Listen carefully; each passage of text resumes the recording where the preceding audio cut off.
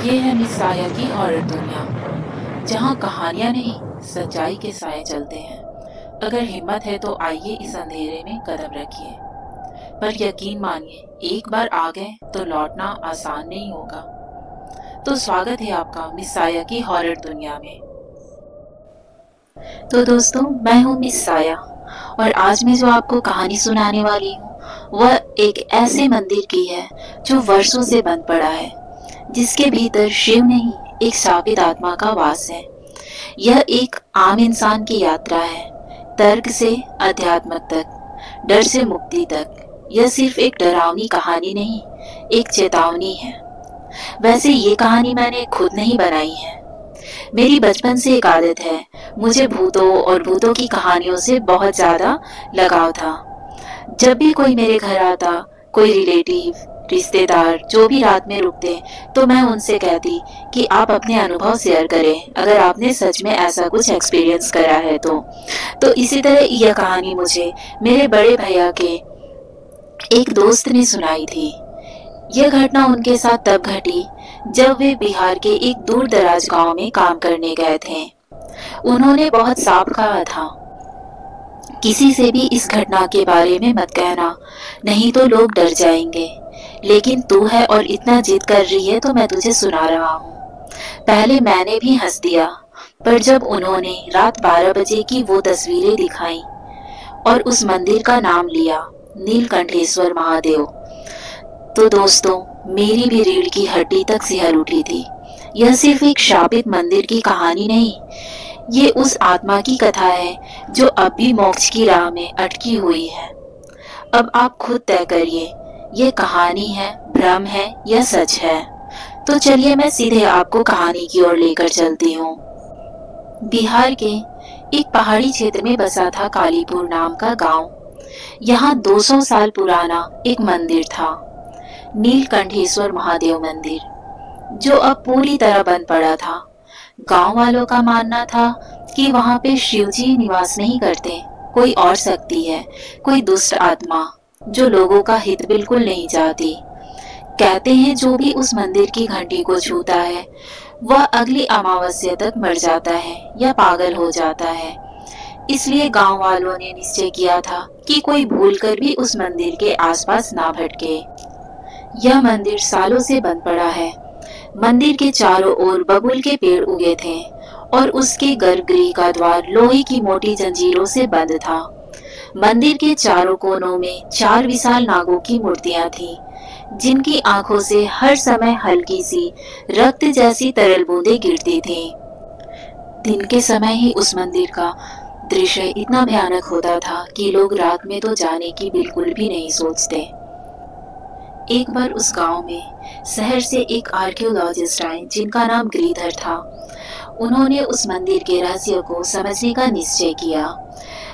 आगे बढ़ूं मैं उससे पहले बता दूं, जिन्हें नहीं पता है कि आर्कियोलॉजिस्ट क्या होते हैं और वे क्या करते हैं, तो आर्कियोलॉजिस्ट वो वैज्ञानिक होता है जो जमीन के नीचे दबे पुराने जमाने की चीजों को खोजता है और उनका अध्ययन करता है, या फिर ऐसा व्यक्ति जो प्राचीन सभ्यताओं और अवशेषों जैसे पुराने बर्तन, इमारतें, औजार, हड्डियां आदि का अध्ययन करता है, ताकि यह समझा जा सके कि लोग अतीत में कैसे रहते थे।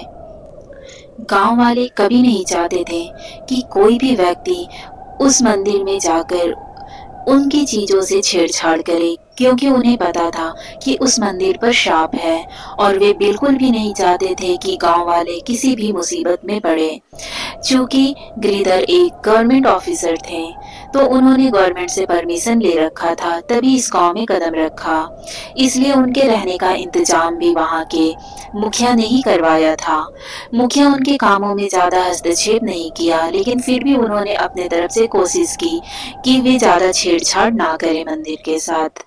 गांव वालों ने भी उन्हें मना किया और समझाने की कोशिश की कि ये उनकी मान्यता नहीं, ये सच्चाई है और उनके चीजों के साथ छेड़छाड़ ना की जाए, लेकिन वे कहाँ मानने वाले थे। आर्कियोलॉजिस्ट गिरिधर, वे इस गांव में सिर्फ एक ही मकसद के साथ आए थे कि इस मंदिर के रहस्य को समझना है और सुलझाना है। इसलिए वे किसी के भी मना करने पे नहीं मानने वाले थे। कुछ लोगों की ऐसी फितरत ही होती है, अगर उन्हें किसी चीज के लिए बार बार मना किया जाए तो वो उसी चीज को करते हैं, और गिरधर भी उसी में से एक थे। अब वे निकल पड़े अपनी मंजिल की ओर, यानी कि उस मंदिर की तरफ। जैसे ही वे गांव के बाहर गए, उन्हें एक अजीब बूढ़ा साधु मिला। वो गिरधर को ही घूर रहा था। गिरधर उसे इग्नोर करके आगे बढ़ना चाह रहे थे, लेकिन वो गिरधर की ओर देखते हुए जोर से आवाज लगाया, मेरा नाम बालक दास है। तू शिव को खोजने आया है, लेकिन यहाँ त्रिकाल का वास है। अब वे साधु थोड़ी क्रोध में गिरधर को चेतावनी देने लगे कि जिस दिन तू मंदिर की ध्वनि सुन लेगा, उस दिन तेरी आत्मा लौट कर ना आएगी। यह सुनते ही गिरधर हंस पड़े और बोले, मैं डरने नहीं आया, समझने आया हूँ। आप मुझे चाहे जो भी कह लो, मैं रुकने वाला नहीं। और वे मंदिर की ओर बढ़ चले। जैसे ही वे मंदिर के पास पहुंचे, उन्हें अजीब सा ठंड का एहसास हुआ, जबकि यह ठंड का मौसम नहीं था और शाम के 4 बज रहे थे। ऐसा नहीं था कि गिरधर इन चीजों पे विश्वास नहीं करते थे, उन्हें विश्वास था, लेकिन वे मानना नहीं चाहते थे। वे आसपास की चीजों को घूमकर देख रहे थे। उन्हें याद आया, वैसे उन्होंने पहले ही सुन रखा था कि अमावस्या की रात को ही इस मंदिर में कुछ हलचल होती है या फिर कुछ ऐसी घटनाएं होती हैं। इसलिए वे अपने दिमाग पर जोर डालने लगे कि अमावस्या कब है, और उन्हें अचानक से याद आया, या उनकी किस्मत बोल लो, कि अमावस्या तो कल ही है। अब वे अपने निवास पर लौट जाते हैं और कल यानी अमावस्या की रात का वेट करने लगते हैं। लेकिन उनसे एक दिन भी वेट नहीं हो रहा था। वे इतने आतुर थे कि उस मंदिर के रहस्य को कैसे जाना जाए। अब सुबह हो चुका था। वे नाश्ता करते हैं। मुखिया के द्वारा ही इन सब चीजों का प्रबंध किया गया था।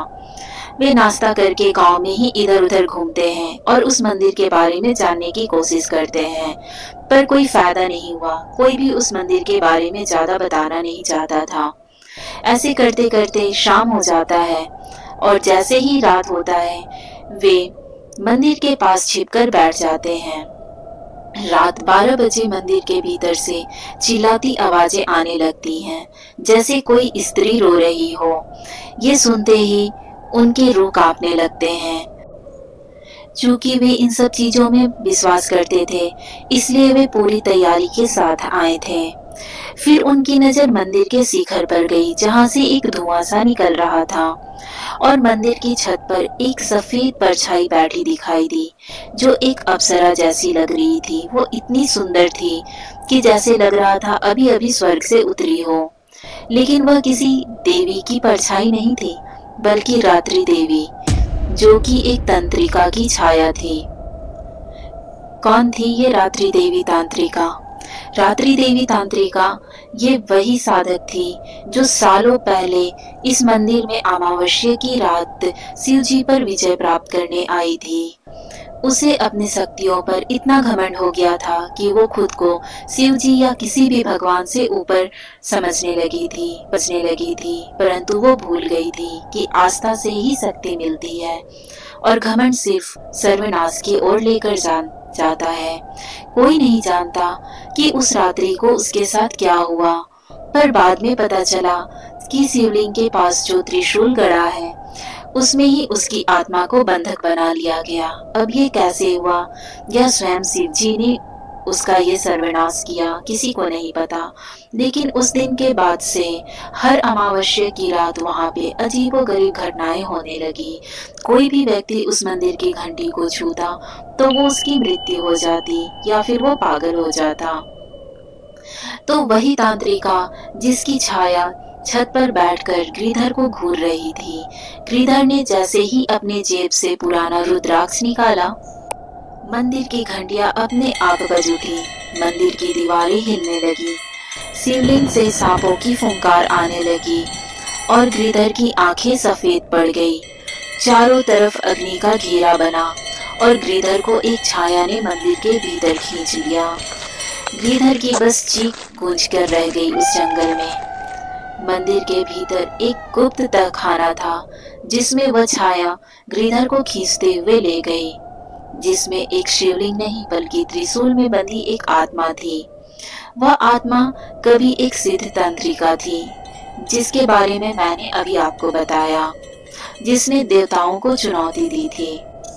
आर्कियोलॉजिस्ट श्रीधर उस गर्भगृह में पहुंचकर बेहोश पड़े थे। धीरे धीरे उनकी चेतना वापस आ रही थी और वो छाया उन्हें लालच दे रही थी और साथ में उसे प्रताड़ना भी दे रही थी। तू मुझे मुक्त कर, मैं तुझे ज्ञान, सिद्ध और मोक्ष दूंगी। लेकिन तभी रात के अंतिम पहर साधु बालक दास वहां पहुंचे। साधु बालक दास भी एक सिद्ध पुरुष थे, जिसके बारे में श्रीधर को कुछ भी नहीं पता था। उन्होंने उन्हें एक आम बूढ़ा इंसान समझ रखा था। साधु ने श्रीधर को बचाने के लिए जोर जोर से अपनी पूरी ताकत के साथ महामृत्युंजय मंत्र का जाप शुरू कर दिया। ओम त्र्यंबकम यजामहे सुगंधिं पुष्टिवर्धनम्। ऐसे करते हुए वे आगे बढ़ने लगे। त्रिशूल जलने लगा।